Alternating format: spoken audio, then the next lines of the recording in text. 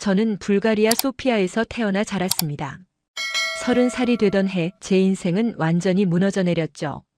남편의 폭력은 매일같이 이어졌고 저는 더 이상 견딜 수 없었습니다. 어느 날 밤 그가 술에 취해 쓰러진 사이 저는 여권 하나만 들고 집을 나왔습니다.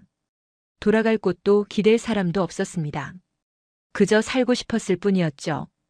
공항으로 향하는 택시 안에서 저는 떨리는 손으로 비행기 표를 검색했습니다. 가장 빨리 떠날 수 있는 곳, 그곳이 바로 한국이었습니다.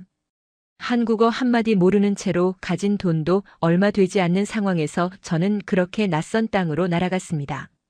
인천공항에 도착했을 때 저는 알았습니다. 이곳에서 제가 살아남아야 한다는 것을요. 언어도 돈도 연고도 없는 이 땅에서 과연 제가 버틸 수 있을까요? 그때는 몰랐습니다. 대전 유성구의 작은 철물점 앞에서 비를 피하던 그날이 제 인생의 두 번째 시작이 될 줄은요. 본 영상은 스토리를 재구성한 이야기입니다. 구독과 좋아요는 구독자님께 행운을 드립니다. 저는 불가리아 소피아의 작은 학교에서 미술교사로 일했습니다. 26살에 만난 남편은 처음엔 다정했죠. 하지만 결혼 후 모든 것이 달라졌습니다. 술을 마시면 폭력이 시작됐고 깨어있을 땐 제 모든 행동을 감시했습니다. 친구를 만나는 것도 가족에게 전화하는 것도 허락하지 않았죠. 4년이란 시간 동안 저는 서서히 무너져갔습니다. 학교도 그만둬야 했고 집 밖으로 나가는 것조차 두려웠습니다. 이웃들은 알면서도 모른 척했습니다. 그게 남의 집안일이라고 생각했던 거죠. 2023년 11월 어느 날 밤 남편이 평소보다 더 심하게 저를 때렸습니다. 갈비뼈가 부러지는 소리가 들렸고 저는 바닥에 쓰러졌습니다. 의식이 흐릿해지면서 생각했습니다. 이대로 죽을 수는 없다고요. 남편이 소파에서 골아떨어진 새벽 3시, 저는 조용히 일어났습니다. 옷장에 숨겨둔 여권과 비상금 800유로, 그게 전부였습니다. 현관문을 열 때 손이 떨렸습니다. 뒤돌아보지 않았습니다. 돌아보면 용기가 사라질 것 같았으니까요. 택시를 타고 소피아 공항으로 향했습니다. 기사에게 물었죠. 지금 당장 떠날 수 있는 비행기가 어디로 가는지요. 기사는 고개를 갸우뚱했지만 공항 전광판을 확인해 줬습니다. 새벽 6시 인천행 비행기가 있었습니다. 한국이 어디 있는지도 정확히 몰랐습니다. 그저 멀리, 아주 멀리 떠나고 싶었습니다. 표를 끊고 보안 검색대를 통과할 때까지 저는 계속 뒤를 돌아봤습니다. 남편이 쫓아올까봐 두려웠죠. 비행기에 올라탔을 때 비로소 숨을 쉴 수 있었습니다. 12시간의 비행 동안 저는 한숨도 자지 못했습니다. 앞으로 어떻게 살아야 할지, 한국에 도착하면 무엇을 해야 할지 막막했습니다. 기내식도 목으로 넘어가지 않았습니다. 창밖으로 구름만 바라보며 생각했습니다. 살아남아야 한다고요. 어떻게든 살아남아야 한다고요. 인천공항에 내렸을 때 저는 처음으로 한국 땅을 밟았습니다. 공항은 너무 크고 복잡했습니다. 사람들이 빠르게 지나갔고 안내방송은 하나도 알아듣지 못했습니다. 입국 심사대 앞에 섰을 때 심장이 터질 듯 뛰었습니다. 담당 직원이 제 여권을 받아들고 물었습니다. 방문 목적이 뭐냐고요? 저는 더듬거리며 대답했습니다. 관광이라고요. 직원은 의심스러운 눈빛으로 저를 봤습니다. 돌아가는 표는 있냐고 물었죠. 저는 고개를 끄덕였습니다. 거짓말이었습니다. 돌아갈 생각이 없었으니까요. 90일 관광 비자로 입국 도장을 받았습니다. 90일 그 안에 제 삶을 다시 세워야 했습니다. 공항 밖으로 나왔을 때 11월의 찬바람이 얼굴을 스쳤습니다. 소피아보다 훨씬 추웠죠. 저는 두꺼운 외투도 없이 얇은 재킷 하나만 걸치고 있었습니다. 공항 버스를 타고 서울역으로 갔습니다. 사람들 틈에 섞여 있으니 조금은 안심이 됐습니다. 하지만 동시에 외로웠습니다. 이 많은 사람들 중 저를 아는 사람은 아무도 없었으니까요. 서울역에서 다시 기차를 타고 대전으로 향했습니다. 왜 대전이었냐고요? 그저 서울보다 물가가 싸다는 인터넷 정보 때문이었습니다. 대전역에 도착했을 때는 이미 해가 지고 있었습니다. 대전역 광장에서 저는 한참을 서 있었습니다. 어디로 가야 할지 몰랐습니다. 스마트폰으로 저렴한 숙소를 검색했죠. 유성구 외곽에 있는 고시원이 눈에 띄었습니다. 한 달에 30만 원, 제가 가진 돈으로 2달은 버틸 수 있었습니다. 택시를 탔습니다. 기사님은 친절하게 웃으며 말을 걸었지만 저는 알아들을 수 없었습니다. 그저 고개만 끄덕였죠. 30분쯤 달려 도착한 곳은 낡은 건물이었습니다. 고시원 주인 아주머니는 제 여권을 보고 눈을 크게 떴습니다. 외국인이냐고 물었고 저는 네라고 대답했습니다. 아주머니는 잠시 망설이더니 계약서를 내밀었습니다. 한국어로 빽빽이 적힌 계약서 하나도 읽을 수 없었지만 저는 서명했습니다. 선택의 여지가 없었으니까요. 방은 작았습니다. 2평도 안 되는 공간에 침대와 작은 책상이 전부였습니다. 창문도 없었죠. 하지만 저는 안도했습니다. 잠잘 곳이 있다는 것만으로도 감사했습니다. 그날 밤 처음으로 제대로 잠을 잤습니다. 남편의 폭력에서 벗어났다는 안도감이 저를 편하게 해줬습니다. 다음 날 아침 현실이 저를 짓눌렀습니다. 돈이 문제였습니다. 800유로를 환전하니 120만 원 정도였습니다. 고시원비 2달치를 내고 나니 60만 원이 남았습니다. 먹고 살 돈이 필요했죠. 일자리를 찾아야 했습니다. 하지만 한국어를 못하는 외국인을 받아줄 곳이 있을까요? 저는 매일 아침 일찍 나가 일자리를 찾아다녔습니다. 식당, 카페, 편의점을 돌아다녔지만 모두 고개를 저었습니다. 한국어를 못하면 안 된다는 거였습니다. 일주일이 지나고 2주가 지났습니다. 제 통장 잔고는 점점 줄어들었습니다. 하루 한 끼로 버텼습니다. 편의점에서 파는 컵라면이 제 식사였죠. 몸무게가 빠지기 시작했고 거울을 보면 헬쑥해진 제 얼굴이 낯설었습니다. 11월 말 추위는 더 심해졌습니다. 제 얇은 재킷으로는 견디기 힘들었죠. 중고 의류 매장에서 싼 패딩을 하나 샀습니다. 2만 원, 제게는 큰 돈이었지만 얼어 죽을 수는 없었습니다. 고시원으로 돌아오는 길, 저는 제 처지를 생각하며 눈물을 흘렸습니다. 이렇게 살려고 여기까지 온 게 맞는 걸까요?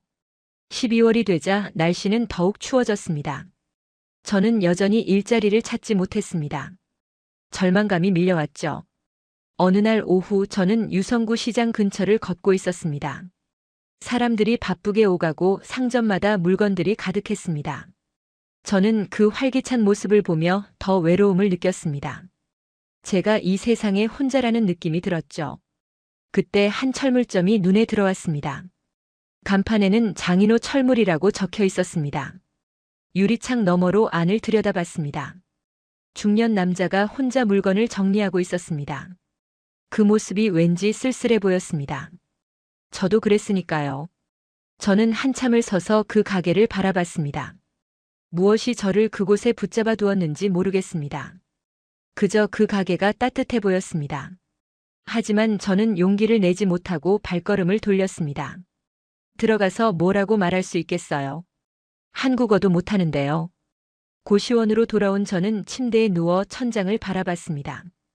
90일 비자 중 이미 한 달이 지났습니다. 남은 시간은 2달뿐이었습니다. 그 안에 무언가 해결책을 찾지 못하면 저는 불법 체류자가 됩니다.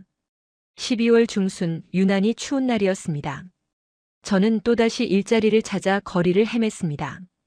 오후가 되자 하늘에서 비가 내리기 시작했습니다. 우산이 없었습니다. 제 패딩은 금방 젖어버렸고 온몸이 얼어붙는 것 같았죠. 사람들은 모두 우산을 쓰거나 건물 안으로 들어갔습니다.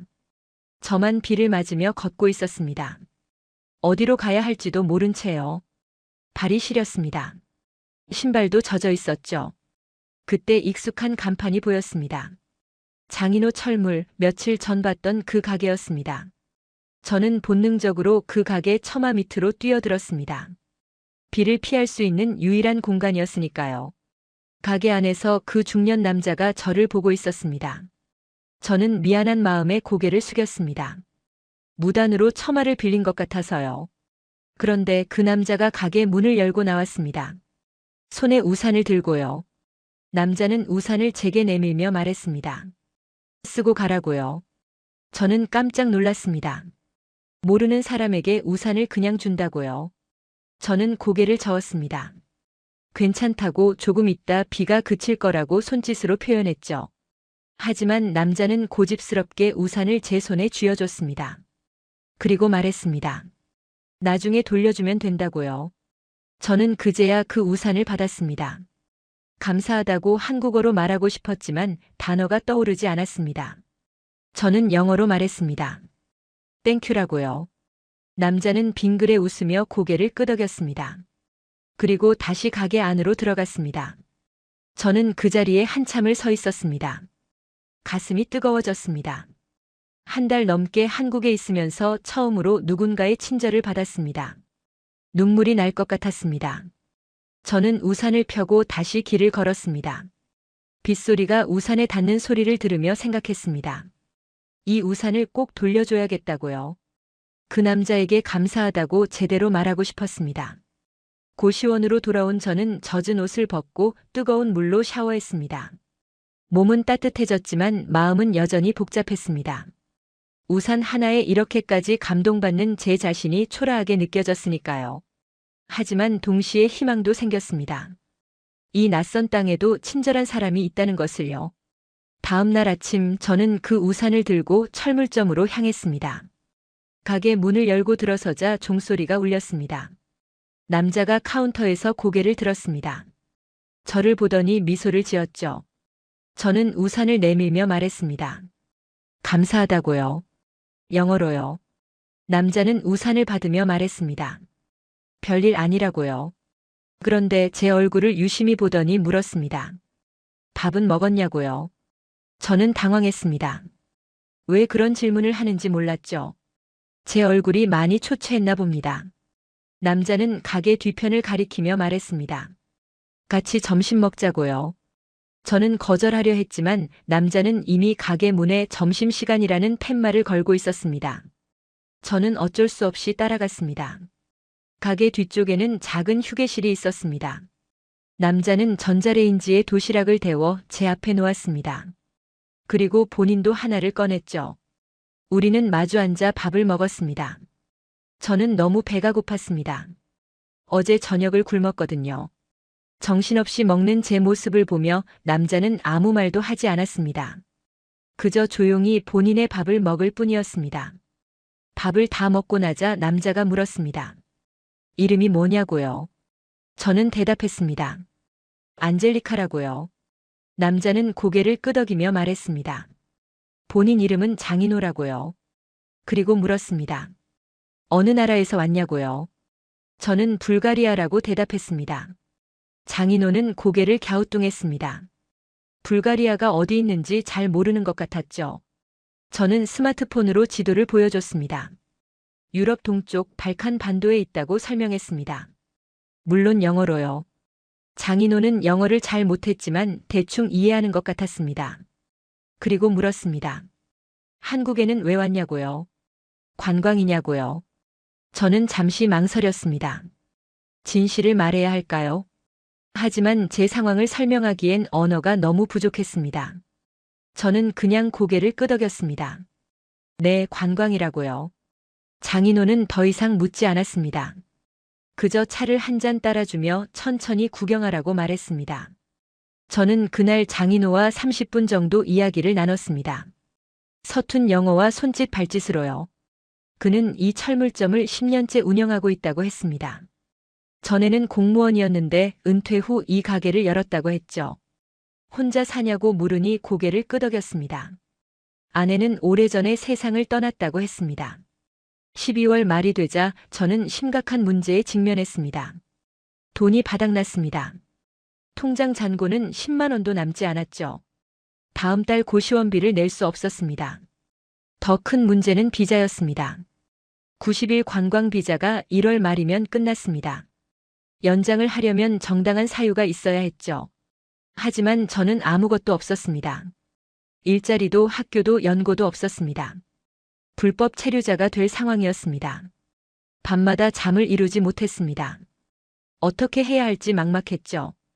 불가리아로 돌아갈 수는 없었습니다. 돌아가면 남편이 저를 찾아낼 것이고 그때는 정말로 죽을지도 모른다는 생각이 들었습니다. 저는 유성 출입국 관리사무소에 찾아갔습니다. 한국어를 못해서 영어로 설명하려 했지만 담당자는 영어를 잘하지 못했습니다. 통역 서비스를 요청했지만 불가리아어 통역사는 없었습니다. 담당자는 서류를 내밀며 작성하라고 했습니다.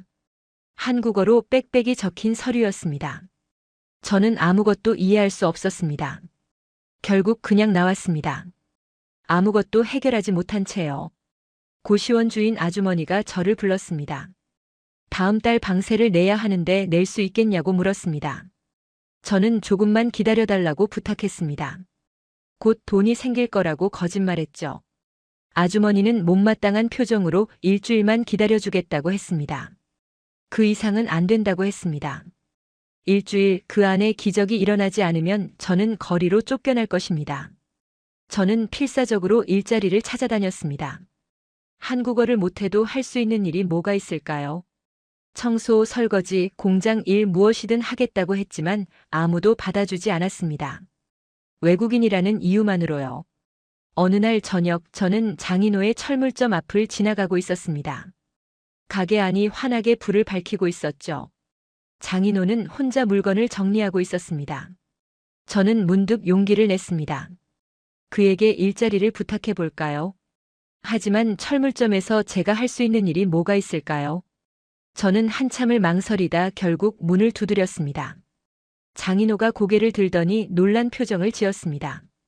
안젤리카라고 제 이름을 불렀죠. 저는 가게 안으로 들어갔습니다. 그리고 서툰 영어로 말했습니다. 일자리가 필요하다고요. 무엇이든 하겠다고요.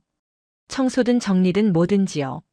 장인호는 놀란 표정으로 저를 봤습니다. 그리고 물었습니다. 관광 온 거 아니었냐고요. 저는 더 이상 숨길 수 없었습니다. 눈물이 흘러내렸습니다. 저는 떨리는 목소리로 말했습니다. 사실 관광이 아니라고요. 남편의 폭력에서 도망쳐 나왔다고요. 돈도 없고 갈 곳도 없다고요. 도와달라고요. 장인호는 한동안 아무 말도 하지 않았습니다.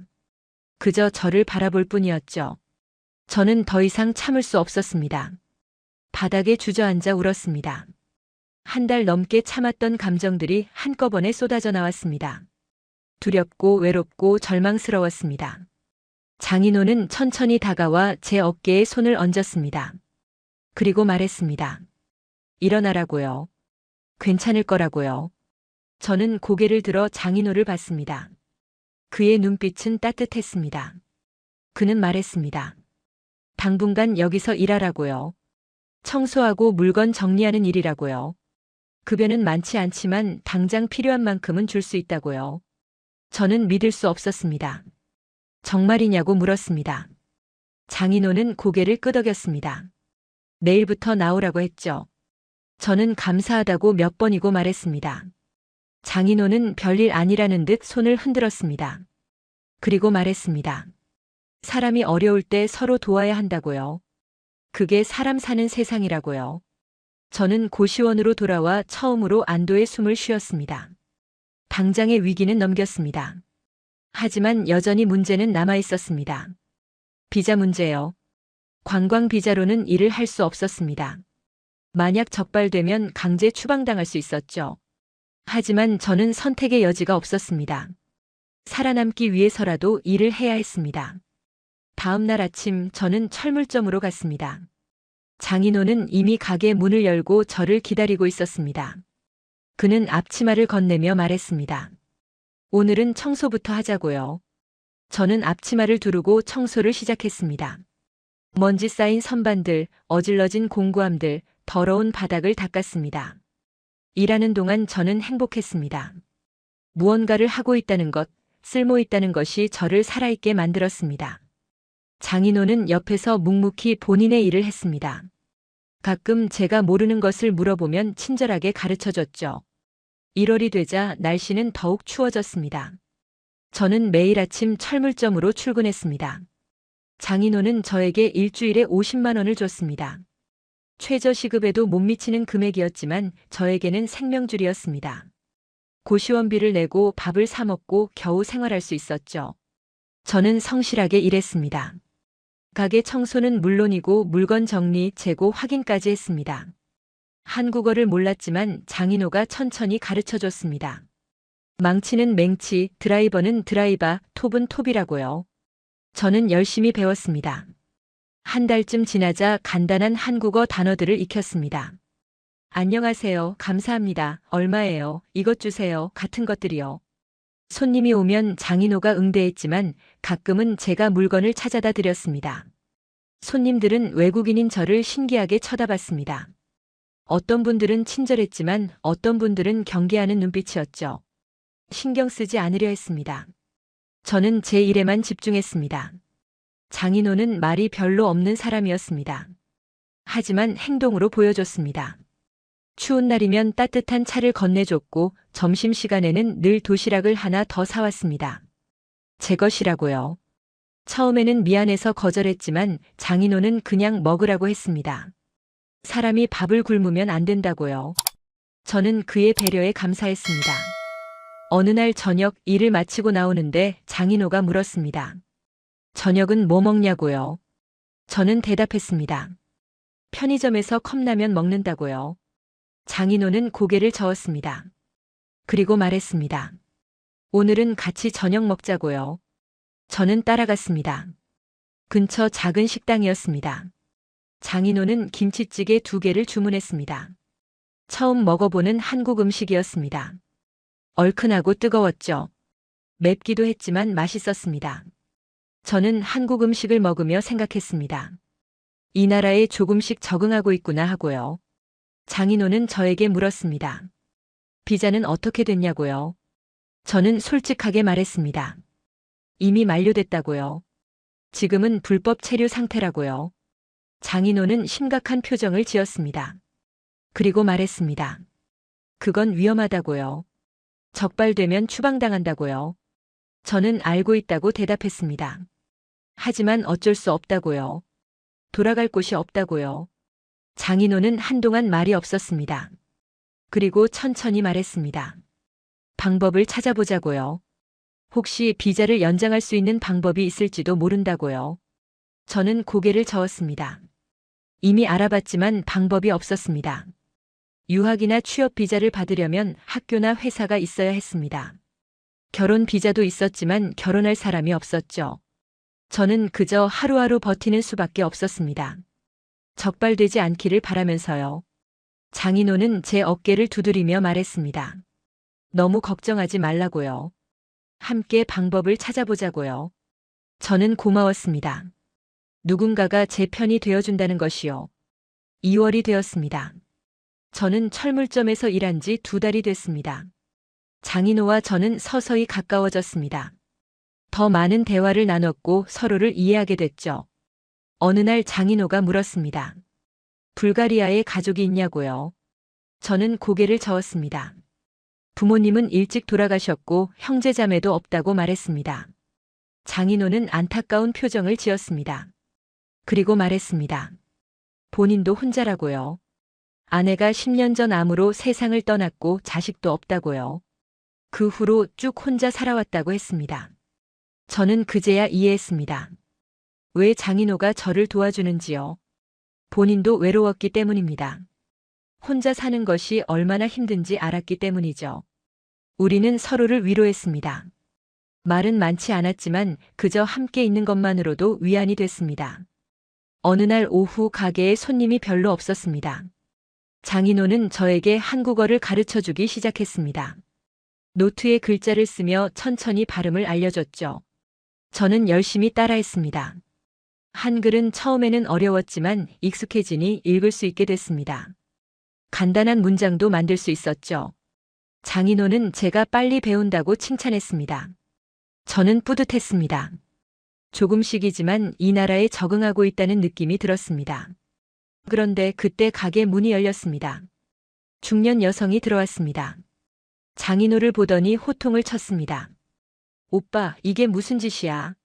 그 여성은 장인호의 누나 장미숙이었습니다. 57세 약사였죠.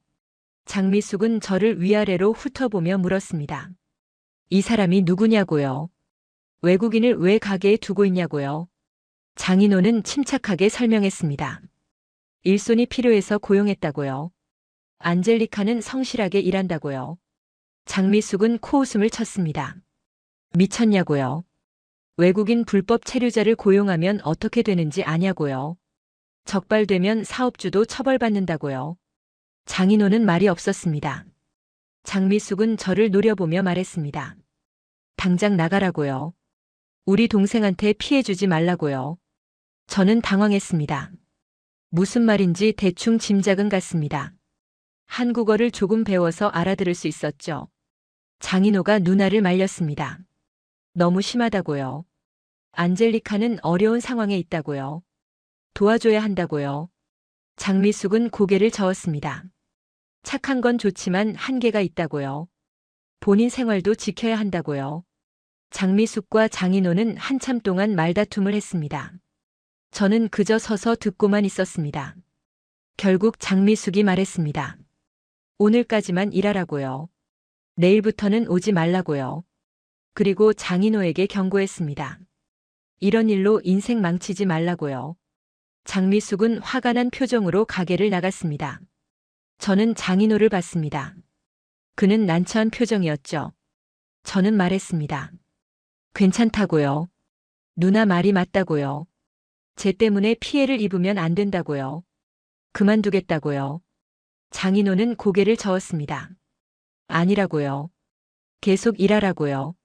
누나는 신경 쓰지 말라고요. 하지만 저는 알고 있었습니다.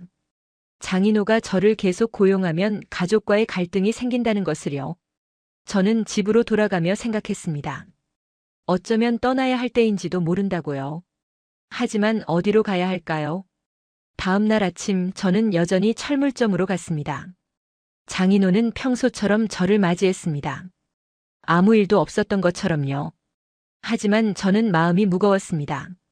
장미숙의 말이 계속 머릿속에 맴돌았습니다. 일주일쯤 지났을까요? 장미숙이 다시 가게에 왔습니다. 이번에는 더 화가 난 표정이었습니다. 아직도 저를 고용하고 있냐며 소리쳤죠. 장인호는 단호하게 말했습니다. 안젤리카는 계속 일할 거라고요. 본인이 책임진다고요. 장미숙은 어이없다는 듯 웃었습니다. 책임을 어떻게 지냐고요. 혹시 이 여자와 무슨 관계라도 있냐고 물었습니다. 장인호는 아니라고 부정했습니다. 그저 어려운 사람을 돕는 것뿐이라고요. 장미숙은 비웃었습니다. 착한 척하지 말라고요. 외로워서 외국 여자한테 의지하는 거 아니냐고요. 그 말에 저는 가슴이 아팠습니다. 장미숙의 시선에서 저는 그저 이용하려는 사람이었습니다. 동생의 외로움을 틈타 뭔가를 얻어내려는 사람이었죠. 저는 참을 수 없었습니다. 서툰 한국어로 말했습니다. 아니라고요. 저는 그런 사람 아니라고요. 장인호에게 감사할 뿐이라고요. 장미숙은 저를 쏘아보며 말했습니다. 말만 그렇게 하는 거라고요. 실제로는 다르다고요. 그리고 경고했습니다. 우리 동생한테 피해주면 가만 안 둔다고요. 그날 이후 장미숙은 자주 가게에 들렀습니다. 저를 감시하는 것 같았죠. 제가 뭘 하는지 장인호와 무슨 대화를 나누는지 계속 지켜봤습니다. 저는 점점 위축됐습니다. 일을 하면서도 장미숙의 시선이 느껴졌습니다. 장인호는 누나에게 제발 그만하라고 부탁했습니다. 하지만 장미숙은 듣지 않았습니다. 본인은 동생을 지키는 것뿐이라고 말했죠. 2월 말 장미숙은 장인호와 심각한 대화를 나눴습니다. 저는 가게 뒤편에 있었지만 들렸습니다. 장미숙은 말했습니다. 이 여자와 가까워지지 말라고요. 나중에 문제가 될 거라고요. 외국인과 결혼하는 사람들이 얼마나 고생하는지 아냐고요. 문화도 다르고 언어도 안 통하는데 어떻게 사냐고요. 장인호는 반박했습니다. 누가 결혼한다고 했냐고요. 그저 일을 시키는 것뿐이라고요. 장미숙은 비웃었습니다. 지금은 그렇게 말하지만 나중에는 다르다고요. 외로운 사람끼리 의지하다 보면 감정이 생긴다고요. 저는 가슴이 철렁했습니다. 감정이라니요. 저는 장인호에게 감사할 뿐이었습니다. 그 이상도 이하도 아니었죠. 하지만 장미숙의 말을 듣고 보니 제 자신도 혼란스러웠습니다. 정말 그뿐일까요? 장인호와 함께 있으면 편안했습니다. 안전하다고 느꼈죠. 그게 감정일까요? 아니면 그저 의지하는 것뿐일까요? 밤에 고시원으로 돌아온 저는 잠을 이루지 못했습니다. 생각이 복잡했습니다. 어쩌면 제가 떠나는 게 맞을지도 모릅니다. 장인호와 장미숙 사이를 갈라놓고 싶지 않았습니다. 다음 날 아침 저는 장인호에게 말했습니다. 그만두겠다고요. 다른 곳을 알아보겠다고요. 장인호는 깜짝 놀랐습니다. 왜 갑자기 그러냐고 물었죠. 저는 솔직하게 말했습니다. 누나와의 갈등 때문이라고요. 제 때문에 가족이 멀어지는 게 싫다고요. 장인호는 단호하게 말했습니다. 그런 거 신경 쓰지 말라고요. 본인이 알아서 할 테니까요. 하지만 저는 확신이 서지 않았습니다. 정말 괜찮을까요? 3월이 되었습니다. 봄이 오고 있었지만 제 마음은 여전히 겨울이었습니다. 어느 날 장미숙이 또 가게에 왔습니다. 이번에는 저를 따로 불렀습니다. 밖에서 얘기하자고 했죠. 저는 따라 나갔습니다. 장미숙은 저를 데리고 근처 공원으로 갔습니다. 그리고 말했습니다. 솔직하게 물어보겠다고요. 저는 긴장했습니다. 장미숙은 물었습니다. 동생한테 무엇을 바라냐고요. 돈이냐, 결혼이냐, 비자냐고요. 저는 아니라고 부정했습니다. 그저 일자리가 필요했을 뿐이라고요. 장미숙은 믿지 않았습니다. 거짓말하지 말라고요. 외국인들이 한국 남자 만나서 뭘 바라는지 다 안다고요. 그 말에 저는 화가 났습니다. 저를 뭐로 보는 거냐고 물었습니다. 저도 사람이라고요. 상처받는다고요. 장미숙은 차갑게 말했습니다. 그럼 증명하라고요. 동생한테서 떠나라고요. 그게 진짜로 동생을 생각하는 거라고요. 저는 말문이 막혔습니다. 장미숙의 말이 틀리지 않았으니까요. 제가 정말로 장인호를 생각한다면 떠나는 게 맞았습니다. 하지만 떠나면 저는 또다시 혼자가 됩니다. 갈 곳도 의지할 사람도 없게 되죠. 그날 밤 저는 결정했습니다. 떠나기로요. 장인호에게 더 이상 피해를 주고 싶지 않았습니다. 다음 날 아침 일찍 철물점으로 갔습니다. 장인호에게 말하기 전에 제 물건들을 정리하려고요. 하지만 가게 문 앞에 장미숙이 서 있었습니다. 저를 보더니 말했습니다. 잘 생각했다고요. 떠나기로 한 거냐고요. 저는 고개를 끄덕였습니다. 장미숙은 만족스러운 표정을 지었죠. 그런데 바로 그때 장인호가 나타났습니다. 우리를 보더니 물었습니다. 무슨 일이냐고요. 장미숙이 말했습니다. 이 여자가 떠나기로 했다고요. 장인호는 저를 봤습니다. 놀란 표정이었죠. 정말이냐고 물었습니다. 저는 대답할 수 없었습니다. 그저 고개를 숙였을 뿐이었죠. 장인호는 장미숙에게 물었습니다. 누나가 뭐라고 했냐고요. 협박했냐고요. 장미숙은 부정했습니다. 그저 진실을 말했을 뿐이라고요. 두 사람은 또다시 말다툼을 시작했습니다. 저는 참을 수 없었습니다. 소리쳤습니다. 그만하라고요. 제 목소리에 두 사람이 멈췄습니다. 저는 눈물을 흘리며 말했습니다. 서툰 한국어로요. 저 때문에 싸우지 말라고요. 제가 떠날 테니까요. 장인호 덕분에 살아남았다고요. 평생 감사하겠다고요. 하지만 이제 가야 한다고요. 장인호는 제 팔을 잡았습니다. 가지 말라고 했죠. 어디로 갈 거냐고요. 저는 모른다고 대답했습니다. 어디든 가겠다고요. 장인호는 고개를 저었습니다. 안 된다고요. 저는 억지로 팔을 빼냈습니다. 그리고 돌아서려는 순간 장미숙이 말했습니다. 기다려보라고요. 할 말이 있다고요. 저는 멈춰 섰습니다. 장미숙은 한숨을 쉬며 말했습니다. 솔직히 말하겠다고요. 본인이 안젤리카를 싫어하는 이유를요. 10년 전 장인호의 아내가 죽었다고 했습니다. 암이었다고요. 그런데 그 과정이 너무 힘들었다고 했습니다. 장인호는 아내를 간병하느라 모든 것을 포기했다고요. 직장도 그만두고 하루 종일 병원에 있었다고요. 그렇게 2년을 버텼지만 결국 아내는 떠났다고요. 장미숙은 눈물을 닦으며 말했습니다. 동생이 너무 힘들어했다고요. 아내가 죽은 후 10년 동안 혼자 살았다고요. 사람을 만나려고도 하지 않았다고요. 그런 동생이 처음으로 누군가를 집에 들였다고요. 저를요. 그게 무섭다고 했습니다. 동생이 또다시 상처받을까 봐요. 만약 제가 동생을 이용하고 떠나면 동생은 회복하지 못할 거라고요. 그래서 막으려 했다고요. 저는 장미숙의 말을 듣고 울었습니다. 이해했습니다. 장미숙은 나쁜 사람이 아니었습니다. 그저 동생을 지키려는 누나였습니다. 저는 장미숙에게 말했습니다. 저도 누군가를 이용하려는 사람이 아니라고요. 저도 상처받은 사람이라고요. 장인호가 없었으면 진작 죽었을 거라고요. 제가 바라는 건 그저 살아남는 것뿐이라고요. 장미숙은 저를 오랫동안 바라봤습니다. 그리고 한숨을 쉬며 말했습니다. 알았다고요. 믿어보겠다고요. 하지만 조건이 있다고 했습니다. 동생을 진짜로 생각한다면 제대로 된 관계를 만들라고요. 숨어서 일하지 말고 떳떳하게 비자 문제를 해결하라고요. 장미숙의 말은 옳았습니다. 저는 더 이상 숨어 살 수 없었습니다. 장인호와 저는 변호사를 만나러 갔습니다. 출입국 전문 변호사였죠. 변호사는 제 상황을 듣고 고개를 저었습니다. 쉽지 않다고 했습니다. 이미 불법 체류 상태라고요. 하지만 방법이 아예 없는 건 아니라고 했습니다. 인도적 체류 허가를 신청할 수 있다고요. 가정폭력 피해자라는 증거를 제시하면 가능성이 있다고 했습니다. 저는 불가리아 경찰에 신고했던 기록을 제출했습니다. 병원 치료 기록도 있었죠. 변호사는 이것으로 충분하다고 했습니다. 신청서를 작성하고 출입국사무소에 제출했습니다. 결과가 나오기까지 몇 달이 걸린다고 했습니다.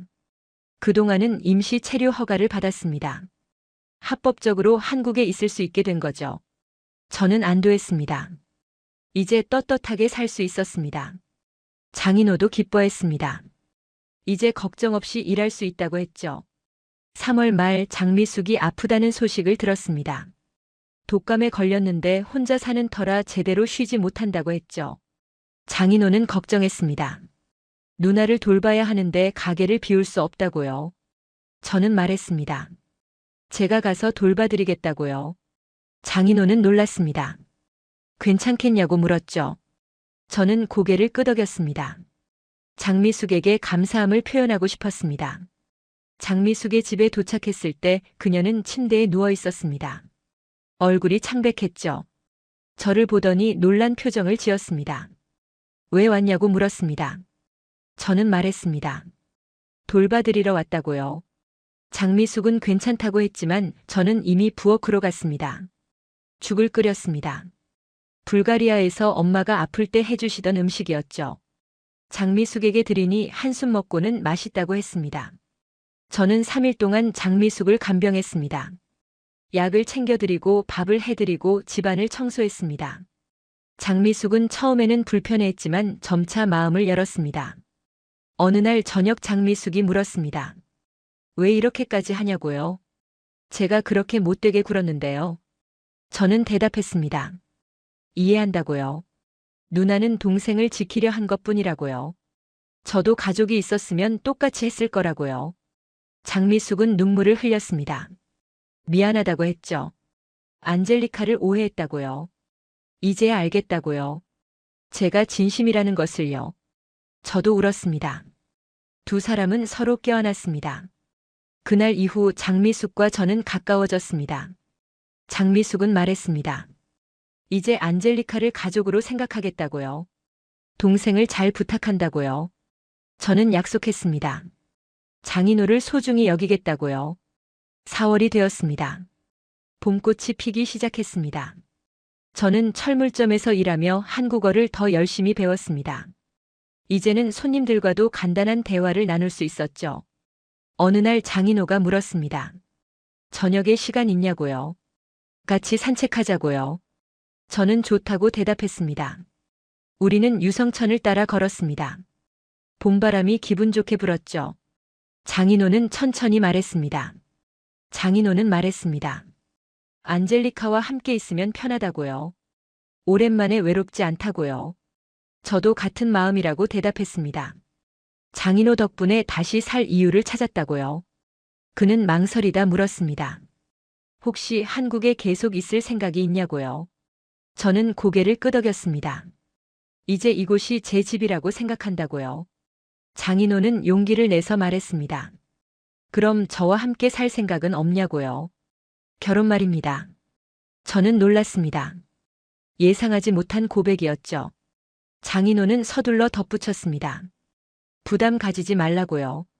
그저 제안일 뿐이라고요. 천천히 생각해도 된다고요. 저는 장인호를 봤습니다. 그의 눈빛은 진지했습니다. 저는 알았습니다. 그가 진심이라는 것을요. 며칠 동안 고민했습니다. 결혼은 큰 결정이었습니다. 과연 제가 좋은 아내가 될 수 있을까요? 하지만 동시에 확신도 들었습니다. 장인호는 좋은 사람이었습니다. 저를 있는 그대로 받아줬습니다. 일주일 후 저는 대답했습니다. 네라고요. 장인호는 기뻐했습니다. 장미숙에게도 알렸죠. 장미숙은 축하한다고 말했습니다. 두 사람이 행복하길 바란다고요. 5월에 우리는 작은 결혼식을 올렸습니다. 하객은 많지 않았습니다. 장미숙과 철물점 단골 손님 몇 분뿐이었죠. 하지만 따뜻한 시기였습니다. 저는 한복을 입었습니다. 생전 처음 입어보는 옷이었지만 아름다웠습니다. 장인호는 양복을 입었죠. 우리는 서로를 보며 웃었습니다. 행복했습니다. 결혼 후 저는 장인호의 집으로 이사했습니다. 작은 아파트였지만 아늑했습니다. 처음으로 제 집이 생긴 기분이었죠. 저는 집을 꾸미기 시작했습니다. 커튼을 달고 화분을 놓고 불가리아에서 가져온 사진 몇 장을 걸었습니다. 장인호는 제가 하는 대로 두었습니다. 마음대로 하라고 했죠. 저는 감사했습니다. 6월 출입국사무소에서 연락이 왔습니다. 인도적 체류 허가가 승인됐다고요. 이제 합법적으로 한국에 거주할 수 있게 됐습니다. 3년 뒤에는 영주권도 신청할 수 있다고 했죠. 저는 울었습니다. 기쁨의 눈물이었습니다. 장인호와 저는 철물점을 함께 운영했습니다. 저는 이제 한국어를 제법 잘했습니다. 손님들과 대화하고 물건을 권하고 계산도 했죠. 손님들은 저를 좋아했습니다.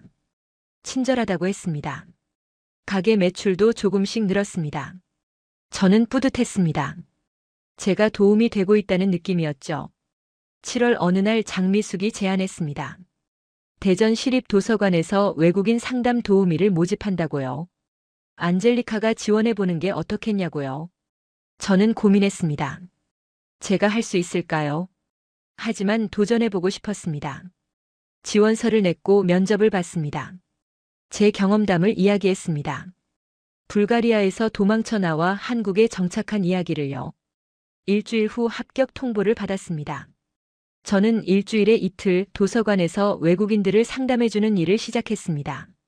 한국 생활에 어려움을 겪는 사람들을 도왔습니다. 비자 문제, 언어 문제, 문화 차이 문제를 상담해줬죠. 제 경험이 다른 사람들에게 도움이 됐습니다. 보람찼습니다. 8월이 되자 저는 완전히 한국 생활에 적응했습니다. 한국어도 유창해졌고 한국 음식도 잘 먹었습니다. 김치도 이제는 맵지 않았죠. 장인호와 저는 평범한 부부 생활을 했습니다. 아침에 함께 일어나 식사하고 가게로 출근했습니다. 저녁에는 함께 저녁을 먹고 TV를 봤죠. 주말에는 시장에 가서 장을 보고 가끔 영화도 봤습니다. 평범한 일상이었지만 저는 행복했습니다. 이런 평범함을 불가리아에서는 누려본 적이 없었으니까요. 장미숙은 자주 저희 집에 놀러 왔습니다. 같이 밥을 먹고 이야기를 나눴죠.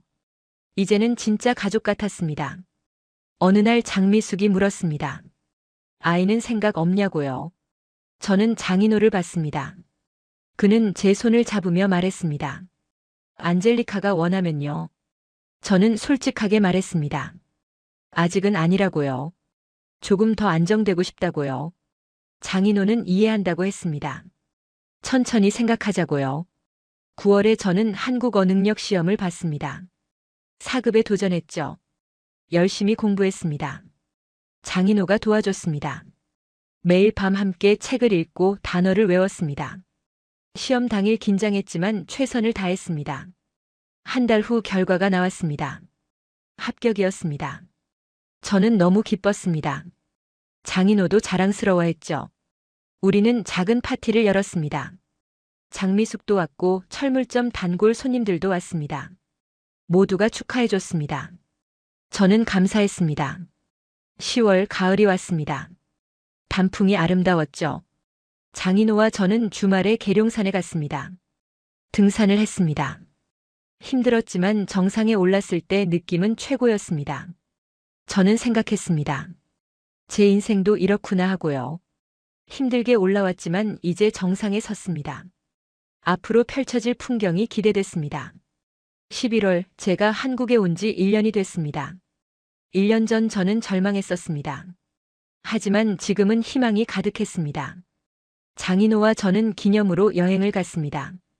부산이었죠. 바다를 봤습니다. 너무 아름다웠습니다. 해변을 걸으며 장인호가 물었습니다. 행복하냐고요? 저는 대답했습니다. 네, 정말 행복하다고요. 당신 덕분이라고요. 장인호는 고개를 저었습니다. 안젤리카 덕분이라고요. 제가 장인호에게 다시 살 이유를 줬다고요. 우리는 서로를 껴안았습니다. 파도 소리가 들렸습니다. 평화로웠습니다. 12월이 되었습니다. 크리스마스가 다가왔죠. 저는 장인호와 장미숙을 위해 선물을 준비했습니다. 장인호에게는 시계를, 장미숙에게는 스카프를 샀습니다. 크리스마스 이브에 우리 셋은 함께 저녁을 먹었습니다. 장미숙이 말했습니다. 이렇게 따뜻한 크리스마스는 오랜만이라고요. 저도 그랬습니다. 가족과 함께하는 크리스마스는 정말 오랜만이었습니다. 2024년이 저물어 갔습니다. 저는 이 1년을 돌아봤습니다. 많은 일이 있었습니다. 고통도 있었고 기쁨도 있었습니다. 하지만 결국 저는 살아남았습니다. 그리고 새로운 삶을 시작했습니다. 장인호는 제게 말했습니다. 내년은 더 좋을 거라고요. 저는 믿었습니다. 2024년이 지나고 새해가 밝았습니다. 저는 새해 첫날 한국 전통 음식인 떡국을 끓였습니다. 장미숙이 가르쳐준 대로요. 장인호는 맛있다고 칭찬했습니다. 저는 뿌듯했습니다. 이제 저도 한국 사람이 된 것 같았습니다. 1월에 저는 영주권 신청 준비를 시작했습니다. 2년 후에 신청할 수 있지만 미리 준비하고 싶었습니다. 필요한 서류들을 알아봤죠. 결혼증명서, 거주증명서, 한국어 능력 시험 성적표 등이 필요했습니다. 하나씩 준비했습니다. 2월 도서관에서 제 상담 시간이 늘었습니다. 일주일에 사흘로 늘어났죠. 더 많은 외국인들을 도울 수 있게 됐습니다. 어느 날 러시아에서 온 여성이 상담을 받으러 왔습니다. 저와 비슷한 상황이었습니다. 가정폭력에서 도망쳐 나왔다고 했죠. 저는 제 경험을 이야기했습니다. 힘들지만 이겨낼 수 있다고 했습니다. 저처럼요. 그 여성은 눈물을 흘렸습니다. 희망이 생긴다고 했습니다. 저는 보람을 느꼈습니다. 제 아픔이 다른 사람에게 위로가 됐습니다. 3월 봄이 다시 왔습니다. 벚꽃이 피었죠. 장인호와 저는 유성천변을 걸었습니다. 1년 전 장인호가 고백했던 그 길이었습니다. 저는 그때를 떠올렸습니다. 얼마나 두근거렸는지요. 지금도 장인호와 함께 있으면 행복합니다. 그는 제 손을 잡으며 말했습니다. 1년 전 용기 내기를 잘했다고요. 저도 그렇다고 대답했습니다. 4월 저는 불가리아 친구에게 연락했습니다. 오랜만에요. 제 근황을 알려줬습니다. 한국에서 결혼했고 잘 살고 있다고요. 친구는 놀랐습니다. 그리고 기뻐했습니다. 정말 다행이라고 했죠. 언젠가 한국에 놀러 오겠다고 했습니다. 저는 기다리겠다고 말했습니다. 5월 결혼 1주년이 됐습니다. 장인호는 꽃다발을 사왔습니다. 장미였죠. 저는 감동했습니다. 우리는 레스토랑에서 저녁을 먹었습니다. 장인호가 말했습니다. 안젤리카와 결혼한 게 인생 최고의 결정이라고요. 저도 그렇다고 대답했습니다. 당신을 만난 게 제 인생을 바꿨다고요. 6월 저는 대전시에서 주최하는 다문화 가정 행사에 참여했습니다. 제 이야기를 발표했습니다. 어떻게 한국에 왔고 어떻게 정착했는지요. 많은 사람들이 들었습니다. 박수를 쳐줬죠. 저는 자랑스러웠습니다. 제 경험이 누군가에게 영감이 될 수 있다는 것이요. 7월 무더운 여름이 왔습니다. 장인호와 저는 에어컨 아래서 시원한 수박을 먹었습니다. TV를 보며 웃었죠. 평범한 일상이었습니다. 하지만 이 평범함이 저에게는 기적이었습니다. 8월 장미숙이 아프다는 소식이 또 왔습니다. 이번에는 허리를 다쳤다고 했죠. 저는 또다시 간병을 자청했습니다. 장미숙은 고마워했습니다. 안젤리카가 있어서 든든하다고 했죠. 저도 그랬습니다. 장미숙이 있어서 든든했습니다. 진짜 가족이 된 기분이었습니다. 9월 저는 또 다른 도전을 시작했습니다. 대전 평생교육원에서 미술 강좌를 열기로 했습니다. 불가리아에서 미술교사였던 경험을 살리고 싶었습니다. 수채화 기초 강좌였죠. 수강생이 10명 모였습니다. 대부분 중장년층이었습니다. 저는 열심히 가르쳤습니다. 10월 가을이 다시 왔습니다. 단풍이 아름다웠죠. 저는 수강생들과 야외 수업을 나갔습니다. 계룡산에서 풍경을 그렸습니다. 모두가 즐거워했습니다. 저도 행복했습니다. 제가 좋아하는 일을 하며 살 수 있다는 것이요. 11월 제가 한국에 온 지 2년이 됐습니다. 2년 전 저는 아무것도 없었습니다. 이제는 모든 것이 있습니다. 가족, 집, 일, 친구들이요. 저는 감사했습니다. 이 모든 것을 주신 한국에요. 장인호에게요. 장미숙에게요. 저를 받아준 모든 사람들에게요. 12월 크리스마스가 다시 왔습니다. 우리는 작은 파티를 열었습니다. 철물점 손님들, 도서관 동료들, 미술 수강생들을 초대했습니다. 많은 사람들이 왔습니다. 웃음소리가 가득했죠. 저는 그 순간 깨달았습니다. 이곳이 제 고향이라는 것을요. 불가리아를 떠나 한국으로 온 것은 도망이었습니다. 하지만 이제는 아닙니다. 이제 한국은 제가 선택한 곳입니다. 제가 뿌리내린 곳입니다. 저는 한국 사람이 됐습니다. 마음으로요. 파티가 끝나고 장인호와 저는 조용히 앉아 있었습니다. 창밖으로 눈이 내렸습니다. 하얗고 아름다웠죠. 장인호가 제 손을 잡으며 말했습니다. 고맙다고요. 제 인생에 와줘서요. 저는 눈물을 흘렸습니다. 기쁨의 눈물이었습니다. 저도 고맙다고 말했습니다. 저를 받아줘서요. 저를 구해줘서요. 장인호는 고개를 저었습니다. 서로가 서로를 구한 거라고요. 저는 고개를 끄덕였습니다. 맞았습니다. 우리는 서로를 구했습니다. 외로움에서, 절망에서, 아픔에서요. 이제 우리는 함께입니다. 앞으로도 영원히요.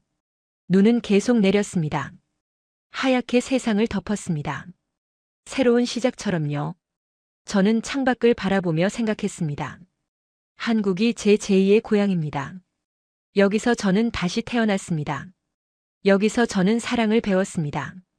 여기서 저는 행복을 찾았습니다. 감사합니다, 한국. 감사합니다, 장인호. 감사합니다, 제 인생에 와준 모든 분들. 저는 이제 두렵지 않습니다. 앞으로 어떤 일이 있어도 이겨낼 수 있습니다. 사랑하는 사람들이 함께 있으니까요.